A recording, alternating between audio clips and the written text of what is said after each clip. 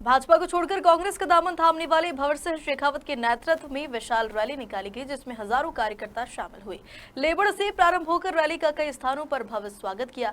वहीं बदनावर पहुंचने पर कांग्रेस नेता भंवर सिंह शेखावत पर जेसीबी मशीन की मदद से फूलों की बारिश की गई है। यात्रा में पूर्व विधायक बालमुकुंद सिंह गौतम, आशीष भाकर, सुनील सांखला के साथ हजारों कार्यकर्ता मौजूद रहे हैं, जिन्हें संबोधित कर एक नई ऊर्जा का संचार कर गए। वहीं मीडिया से चर्चा करते हुए भंवर सिंह शेखावत ने कैबिनेट मंत्री राजवर्धन सिंह दत्तीगांव पर जमकर निशाना साधा। नया लग रहा है, नाक का कुछ बदला बदला नजर आ रहा है। करने वाला आदमी आ गया, सामने देख रहा था, वो बस स्टैंड में बना के गया था, फोटो उसने लगा रखा था। इतना फर्जी और नकली आदमी आपके बीच में आ गया। देखो जितने काम कराए गए थे उनके यहाँ जाके पत्थर लगाना शुरू कर दिए। शेखावत ने जो सके भाई वहाँ जाके अपने पत्थर लगाना शुरू किया। भाई आदरणीय राजवर्धन, ये नकली धंधे बंद कर, तेरा समय आ गया। अभी बालमुकुंद जी बता रहे थे कि ग्रेवल रोड, मैंने तो जाके कांग्रेस और बीजेपी के सदस्यों से बात की, तो एक मैं जाके मुझे बता दे, कांग्रेस और बीजेपी का जिससे 20 से 30% कमीशन काटे बगैर उसकी पंचायत में 1 रुपया भी दिया हुआ सारे डंपर सारी खड़े। क्या लूट मचा रखी है यार तूने? क्या कोई मकान देखने वाला नहीं है क्या? पुलिस वालों को डरा करके, धमका करके लोगों पे इसके मुकदमे लगाने का धंधा चल रहा, फैक्ट्री चल रही है। 5 साल है जो विकास के काम 5 साल पहले मैं छोड़ गया था, आज बदनावर और नागगांव वहां का वहीं खड़ा हुआ, एक इंच आगे नहीं सरकार। सही बात है। क्या लूट मची है?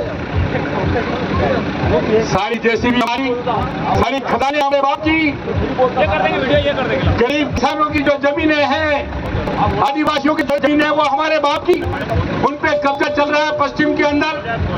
कहाँ का मेगा पार्क आ रहा है, आदिवासियों की जमीन को लूटने का धंधा शुरू कर दिया है। आदिवासी ने अपनी जमीन मांग करी, उसको पुलिस के हत्या करा दिया गया है। मैं पुलिस वालों से भी कहना चाहता हूं कि तुम्हारी भी नौकरी है, अब आखिरी समय आ गया, आप गड़बड़ मत करना। कर लिया मंत्री के कहने पे मुकदमे, झूठे लोगों को जेल में डालने का धंधा। अगर अब ये मेरे सामने दिखाई दिया, बहुत बड़ा धंसा, तुम्हें उठा उसको देखते पड़ेगा।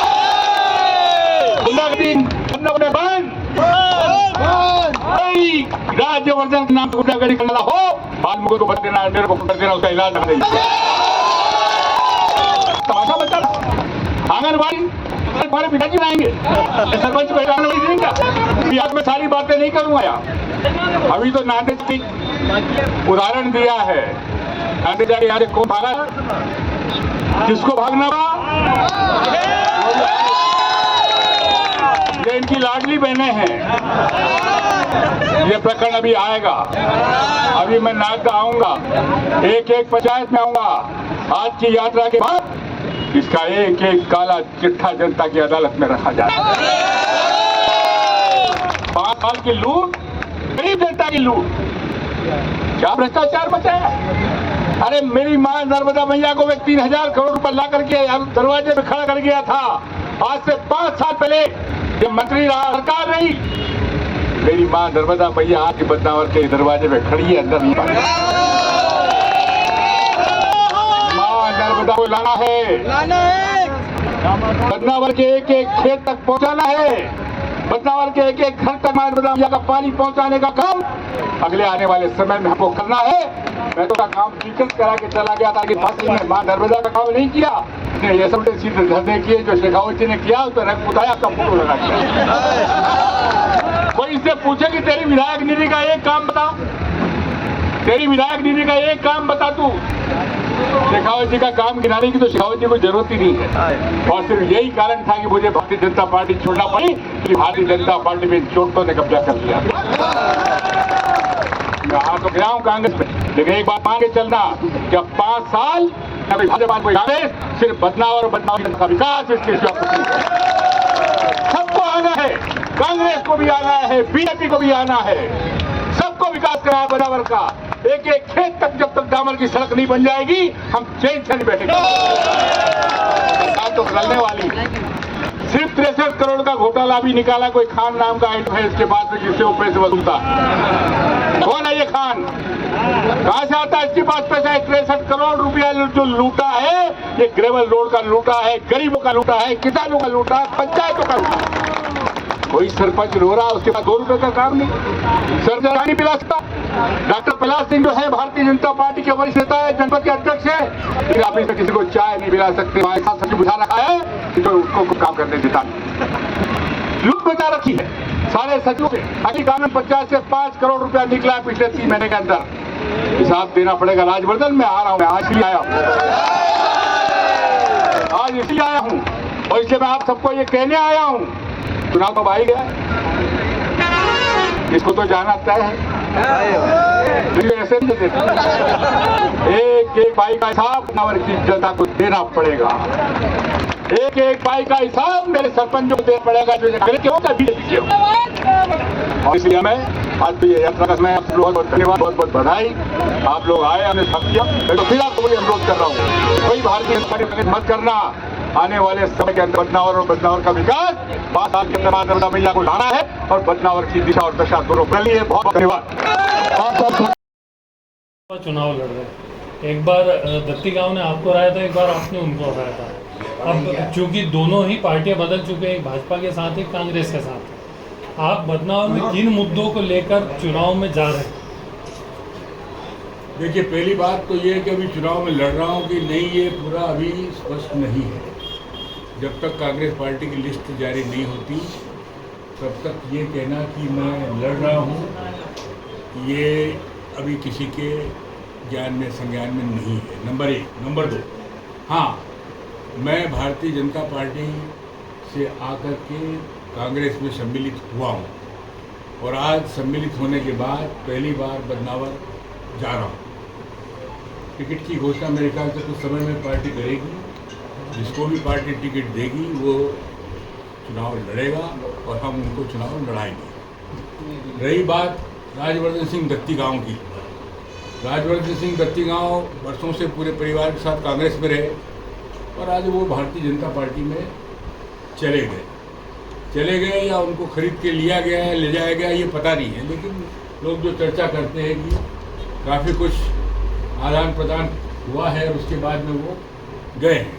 लेकिन खैर, बदनावर में मैंने बहुत सारे काम विकास के किए मेरे 5 साल के कार्यकाल में, और बहुत सारे काम ऐसे थे जो काम मैं जब चालू थे, जब छोड़ के मुझे जाना पड़ा, चुनाव हो गए, और जो परिणाम आए सबके सामने थे। अब मैं जब बदनावर में आया हूँ, और अगर भारतीय जनता पार्टी छोड़ करके आया हूँ, तो जो काम मैं अधूरे छोड़ के गया था उनको पूरा करने की मंशा मेरे मन में है। मैं उन कार्यों को पूरा करना चाहता हूँ।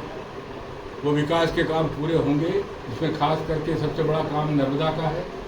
माँ भगवती नर्मदा को लाने का काम मैंने टेंडर तक ले आया था मेरे चुनाव के टाइम, लेकिन लोकसभा के चुनाव डिक्लेयर होने की वजह से माँ नर्मदा मैया का जो 3000 करोड़ का बजट था वो भी स्वीकृत हो चुका था, टेंडर हो गए थे।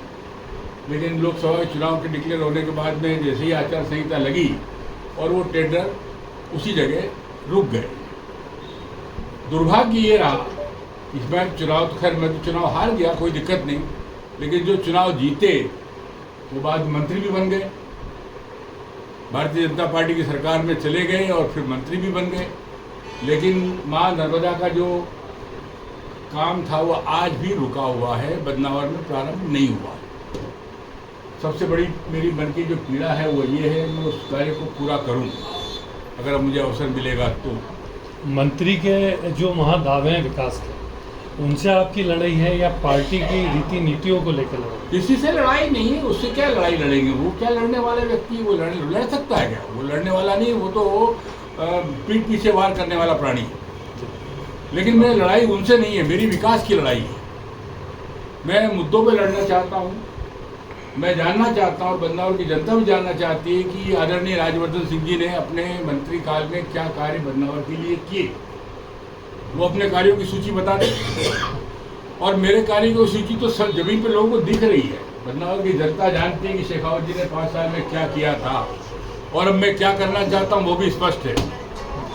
मां नर्मदा मैया को बदनावर के खेतों तक और बदनावर के घर घर तक पहुंचाने का काम मुझे करना है। ऐसा माना जा रहा है कि भाजपा से कांग्रेस में आपकी जो एंट्री कहीं कहीं भाजपा की मौन स्वीकृति है इसको। नहीं, भाजपा की स्वीकृति नहीं है, भाजपा तो मैं छोड़ के आया हूँ, भाजपा ने तो मुझे छोड़ा है। आप तो जानते हैं किन परिस्थितियों में बदनावर की जनता, धार की जनता जानती है कि शेखावत जी को भारतीय जनता पार्टी क्यों छोड़ना पड़ेगा, और भारतीय जनता पार्टी को छोड़ने के लिए भारतीय जनता पार्टी ने ऐसे प्रयास किए। मैं आज उसकी चर्चा करना प्रासंगिक नहीं समझता। आगामी चुनाव में अब चूंकि मैं आ गया हूँ तो अब क्यों छोड़ा, किसने छोड़ा, काय के लिए छोड़ा, इन सब चर्चा का कोई अर्थ बचा नहीं। एक आयातित नेता के नाम पे विरोध हो रहा था, और जो विरोध में सामने चेहरा है बताया जा रहा है कि बदनावर के थे नहीं, तो आखिर अब क्या पूरा मामला रहेगा, क्या रणनीति रहेगी आगे की चुनाव बदनावर की? की कौन नहीं है? वो जो लोग पुतला दहन और तमाम उसमें विरोध प्रदर्शन में आए थे। नहीं, विरोध प्रदर्शन तो ठीक है, लोकतंत्र का हिस्सा है। डेमोक्रेसी में क्या विरोध और तो क्या? कांग्रेस ने आपको स्वीकारा है बदनावर? मुझे गर्व है कि मध्य प्रदेश की कांग्रेस में आदरणीय कमलनाथ जी ने, आदरणीय दिग्विजय सिंह जी ने, बाल जी ने, आदरणीय वीरेंद्र सिंह जी ने, सबने मुझे स्वीकार किया है। लोकल की बात है। कांग्रेस ने मुझे स्वीकार किया है, लोकल के लोगों ने मुझे स्वीकार किया है, कांग्रेस ने मुझे मेरे विकास कार्यों को तरजीह दी है, ये मैं मेरा सौभाग्य मानता हूँ। तो एक प्रश्न है, दत्ती गांव और भाजपा के लिए क्या संदेश होगा आपका? दत्ती गांव के लिए एक ही संदेश है कि दत्ती गांव वापस जाओ, आप किसी काम के व्यक्ति हो, न आप काम करते हो, न विकास कर सकते हो। उन्होंने जो कुछ किया है उसका मैं वहाँ जाके उल्लेख करूंगा, आज तो कुछ करना उचित नहीं। कांग्रेस किन मुद्दों को लेकर विधानसभा चुनाव लड़ेगी?